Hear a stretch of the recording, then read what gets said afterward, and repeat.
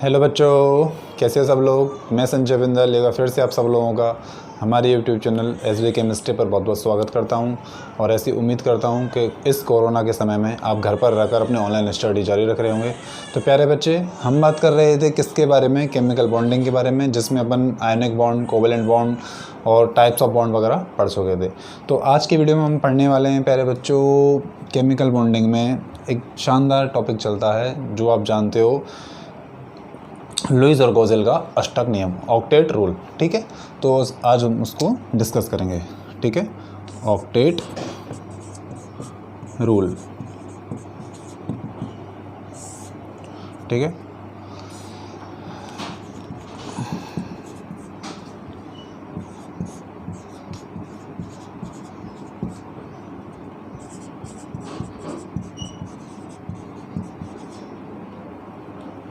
अष्टक नियम बोलते हैं वैसे इसे। मैं आज आपको एक इंटरेस्टिंग बात बताऊंगा, मेरे जीवन में गलती क्या हुई मेरे से। एक्चुअली बचपन में सोचता था कि अष्टक का नियम क्या है, बेसिकली कोई साइंटिस्ट है, अष्टक उसका नाम है, उसने दिया था। लेकिन जब मैंने पढ़ा बाद में, जब मुझे पता चला था कि एक्चुअली में ये लुईस और कोजेल ने दिया था। अष्टक का मतलब तो आर्ट होता है ना।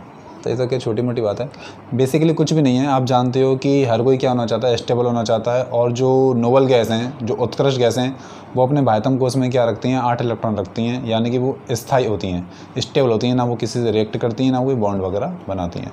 तो इसी प्रकार से ऐसे बहुत सारे तत्व हैं, कंपाउंड हैं, जो क्या होते हैं, स्टेबल होना चाहते हैं। इसके लिए वो क्या करते हैं, अपने बाह्यतम कोश में 8 इलेक्ट्रॉन रखने का प्रयास करते हैं। इसके लिए वो क्या करते हैं, शेयरिंग ऑफ इलेक्ट्रॉन करें, या तो इलेक्ट्रॉन साझा या इलेक्ट्रॉन का आदान प्रदान, है ना, कुछ भी करें, इलेक्ट्रॉन का स्थानांतरण,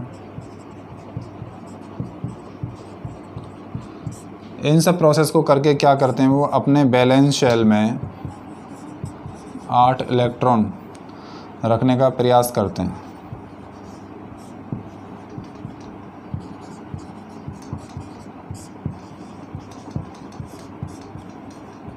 इसी को क्या बोलते हैं अपन, अष्टक का रूल बोलते हैं, अष्टक नियम कहते हैं, जो 1916 में 1916 में किसने दिया था, लुईस और कोजेल ने दिया था। इसका मतलब क्या है कि कोई भी तत्व है या कोई भी कंपाउंड है या कोई भी मॉलिक्यूल है, वो अपने बैलेंस सेल में जब 8 इलेक्ट्रॉन रख लेता है, चाहे वो इलेक्ट्रॉन की शेयरिंग करे दोनों एटम्स के बीच में या जितने भी एटम्स हैं उनके बीच में, या इलेक्ट्रॉन का ट्रांसफ़र करे, कुछ भी करे, और अपने बैलेंस सेल में 8 इलेक्ट्रॉन रख ले, तो इसी को अपन क्या कहते हैं, लुईस और कोजेल का ऑक्टेट रूल कहते हैं। एक न्यूलैंड का ऑक्टेट रूल होता है जो पीरियोडिक टेबल में चलता है, जो सारे गाँव पादानी तरह के होता है, जिसमें संगीत के स्वर पहला और 8वां क्या करते हैं, अपना रिपीटेशन करते हैं। वो एक अलग है, वो ऑक्टेव रूल है, न्यूलैंड का है वो, है ना, वो न्यूलैंड का अष्टक नियम है। ये लुईस और कोजेल का अष्टक नियम है। ठीक है, तो यहाँ पर बस इतनी सी बात है कि कोई भी एलिमेंट या कोई भी कंपाउंड या कोई भी मॉलिक्यूल क्या करता है, अपने बैलेंस शेल में 8 इलेक्ट्रॉन रखने का प्रयास करता है, जिससे अपन क्या कहते हैं, अष्टक का नियम कहते हैं। ठीक है, क्योंकि हर कोई क्या होना चाहता है, स्टेबल होना चाहता है, इसीलिए वो क्या करता है, ये सारे प्रोसेस फॉलो करता है। क्योंकि पीरियोडिक टेबल में सारे एलिमेंट्स तो स्टेबल नहीं है, केवल नोबल गैसें हैं जो स्टेबल होती हैं। ठीक है, तो इसके लिए ऑक्टेट रूल दिया गया था। लेकिन ये सभी जगह लागू नहीं होता, इसमें कुछ इसके कमी भी हैं, कुछ इसके प्रसार भी हैं, बहुत सारी इसकी कमियां हैं, वो अपन आज इसमें एक्सप्लेन करेंगे। तो मैं आपको एग्जांपल देता हूँ एक दो। जैसे अपन बात करें, सबसे पहले चलिए अपन बात कर लेते हैं ऑक्सीजन की बात कर लेते हैं। जैसे ये ऑक्सीजन है, ये इसके पास एक और एक ए। हम जानते हैं कि ऑक्सीजन है, उसके बैलेंस शेल में कितने इलेक्ट्रॉन होते हैं, 6 इलेक्ट्रॉन होते हैं। लेकिन 6 इलेक्ट्रॉन रखने से क्या ये स्टेबल हो रही है, क्योंकि 8 इलेक्ट्रॉन की ज़रूरत होती है ना। इसीलिए क्या करती है, अपने 2 इलेक्ट्रॉन का दूसरे ऑक्सीजन के साथ साझा कर दी है। ठीक है, इस तरह से। अब आप इसके इलेक्ट्रॉन काउंट करेंगे तो 6 तो पहले से ही थे, 2 इसके और आ गए, तो क्या हो गए, 8 इलेक्ट्रॉन हो गए। 8 इलेक्ट्रॉन होने का मतलब क्या हो गई, ये स्टेबल हो गई। क्योंकि 8 इलेक्ट्रॉन ऑक्सीजन के बाद देखा जाए तो किस में आते हैं, ऑक्सीजन के बाद क्या आता है तुम्हारा, फ्लोरीन आता है, फ्लोरीन 9, उसके बाद नियोन आता है, तो नियोन 10, उसके बैलेंस शेल में कितने इलेक्ट्रॉन होते हैं, 10 इलेक्ट्रॉन में से कितने 8 इलेक्ट्रॉन होते हैं, वो क्या होता है, स्टेबल होता है। तो ये O2 की फॉर्म में क्या होती है, पाई जाती है स्टेबल है, क्योंकि इन दोनों ने क्या कर लिया, अपने 2 इलेक्ट्रॉन की शेयरिंग कर ली, डबल बॉन्ड फॉर्मेशन कर लिया और अपने बैलेंस शेल में क्या कर लिया, 8 इलेक्ट्रॉन रख लिए। ऐसे ही आप N2 देख सकते हैं,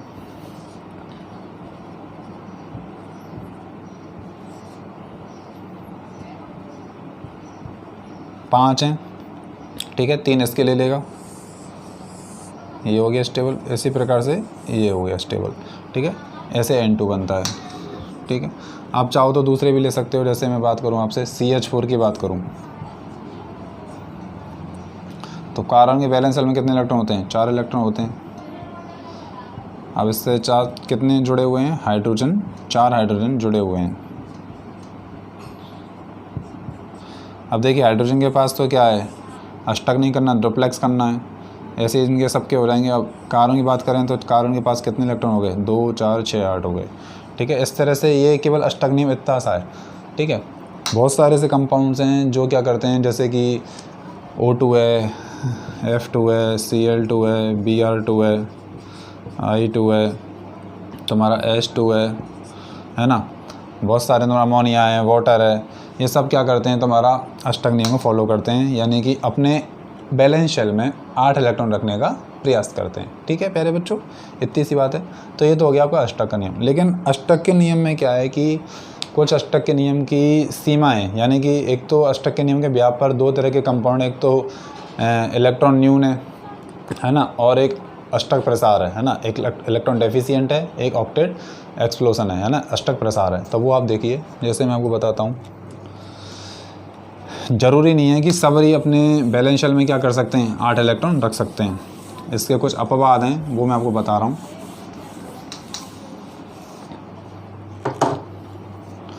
इसके भी आप पर अपन बात कर रहे हैं इलेक्ट्रॉन डेफिशिएंट, यानी कि इलेक्ट्रॉन न्यून कंपाउंड की।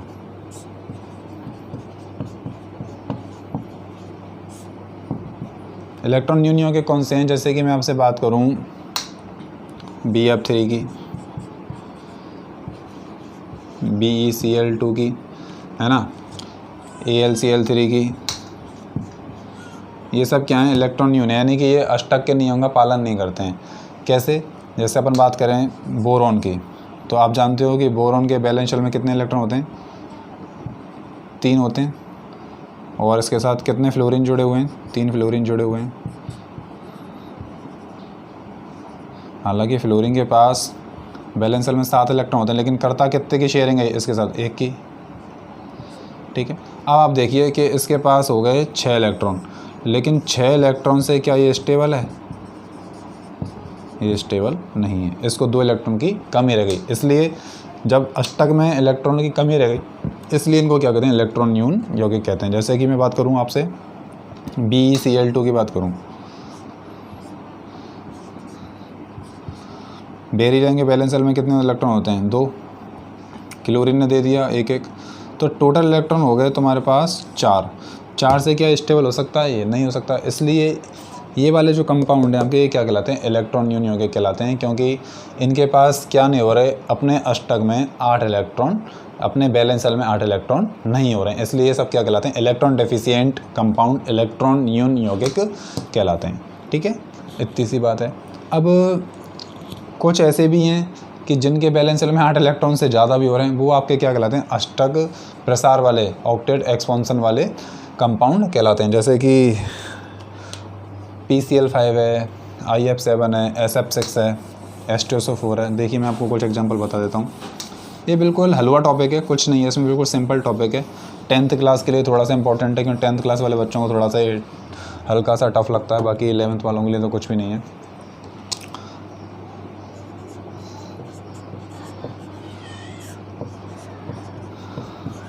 अष्टक प्रसार देखिए, जैसे कि नाम से पता चल रहा है, यानी कि उसके बैलेंस शेल में कितने इलेक्ट्रॉन हो रहे हैं, 8 इलेक्ट्रॉन से ज़्यादा हो रहे हैं। जैसे कि मैं बात करूं आपसे PCl5 की, SF6 की, IF7 की, H2SO4 की। ये कुछ ऐसे कंपाउंड हैं जो क्या करते हैं, अपने बैलेंस शेल में 8 इलेक्ट्रॉन से ज़्यादा रखते हैं, फिर भी ये क्या हैं, पाए जाते हैं, तो ये क्या हैं, अष्टक नियम के अपवाद हैं। इनके जैसे इसके में 10 इलेक्ट्रॉन हैं, इसके में 12 इलेक्ट्रॉन हैं, इसके में 14 इलेक्ट्रॉन हैं, इसके में 14 इलेक्ट्रॉन हैं। जैसे मैं आपको फास्फोरस के बताता हूँ, बताइए फास्फोरस के बैलेंस शेल में कितने इलेक्ट्रॉन होते हैं, 5 इलेक्ट्रॉन होते हैं। आप इस तरह से बना लीजिए इसे,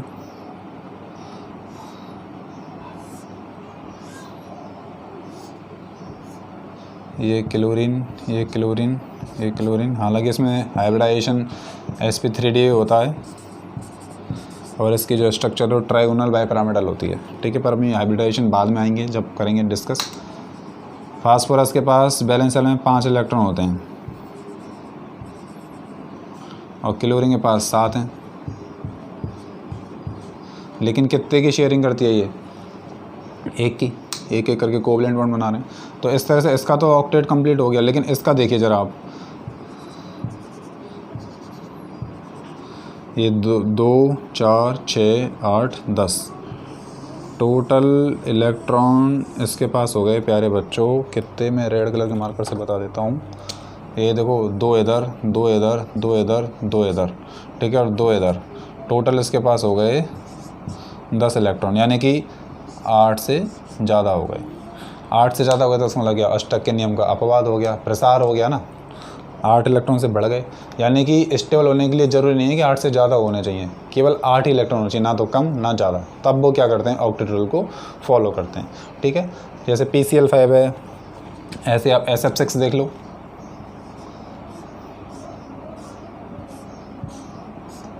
देखिए अब इससे पता चल जाएगा आपको।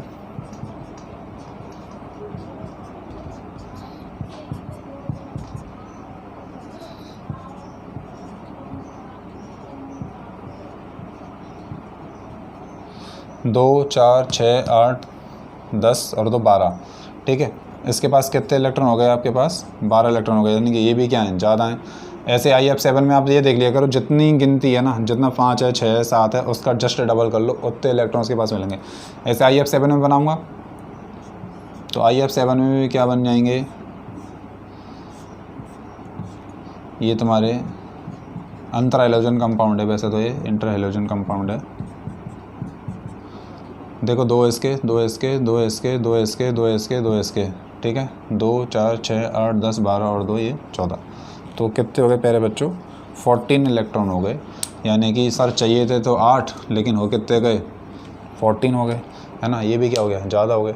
तो इस तरह से आप देख सकते हैं, ये सब क्या कर रहे हैं, अष्टक नियम को फॉलो नहीं कर रहे, फिर भी ये नेचर में पाए जाते हैं, इनका एग्जिस्टेंस होता है। ये इसलिए क्या है, अष्टक नियम के अपवाद हैं। जैसे मैं आपको बताता हूँ, H2SO4 बताता हूँ।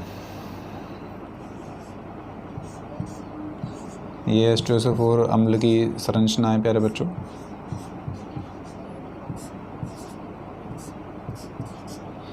देखिए आप, ये H2SO4 अम्ल है।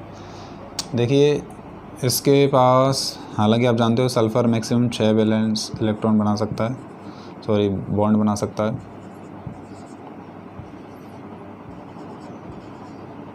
ठीक है। अब देखिए सल्फर के पास कितने इलेक्ट्रॉन होते हैं बैलेंस में, 6, 2 4 और 2 6, ठीक है।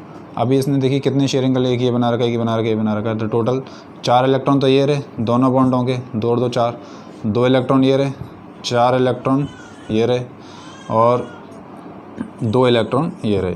तो 4 और 2 6 और 4 10 और 2 12। तो इसके पास भी कितने इलेक्ट्रॉन हैं, 12 इलेक्ट्रॉन है, ठीक है। तो इस तरह से ये भी क्या कर रहा है, अष्टक नियम को फॉलो नहीं कर रहा है, ये भी क्या अष्टक नियम का अपवाद है। तो मैं आपको बस ये बताना चाह रहा हूँ, अष्टक नियम का मतलब ये है कि जो अपने बैलेंस शेल में 8 इलेक्ट्रॉन रखकर स्टेबल हो जाते हैं वो अष्टक नियम को फॉलो करते हैं। और ये जो ऑक्टेट रूल है वो लगभग कैल्शियम तक फॉलो होता है, उसके बाद ये लॉ फॉलो नहीं होता है, ठीक है। तो मैंने आपको बताया, देखिए जो इनके जो एक्सेप्शन है वो इम्पोर्टेंट होते हैं। जैसे आपको क्वेश्चन आ जाता है कि निम्न में से कौन कंपाउंड अष्टक नियम को फॉलो करेगा या नहीं करेगा, तो 3 ऑप्शन में एक जैसे दे देगा, एक ऑप्शन अलग कर देगा। इस तरह से आपको क्या करने पड़ेंगे, छांटने पड़ेंगे। इसके लिए आपको क्या आना चाहिए, इस तरह की कंपाउंडों का स्ट्रक्चर बनाना आना चाहिए, जो अपन इस चैप्टर में थोड़ा सा आगे करेंगे, ठीक है। तो मैं बस वीडियो फटाफट ज़्यादा लंबा नहीं करना चाहता हूँ और इतना ही बताना था कि अष्टक नियम बहुत सिंपल है, इसका आराम से आप देख सकते हैं, समझ सकते हैं। मैंने इसमें कुछ ज़्यादा विशेष बातें नहीं बताई हैं, बिल्कुल सिंपल वे में बताया है। और जहाँ से जो आने वाले क्वेश्चन वो बता दिए मैंने, जैसे PCL5, SF6, IF7, H2SO4, ये सब क्या करते हैं, ऑक्टेट रूल को फॉलो नहीं करते हैं, या कि फिर ऑक्टेट रूल के क्या हैं, एक्सेप्शन है। ठीक है, मैं समझता हूँ, ऐसी आशा करता हूँ कि शॉर्ट एंड स्वीट आपको ऑक्टेट रूल समझ में आया होगा।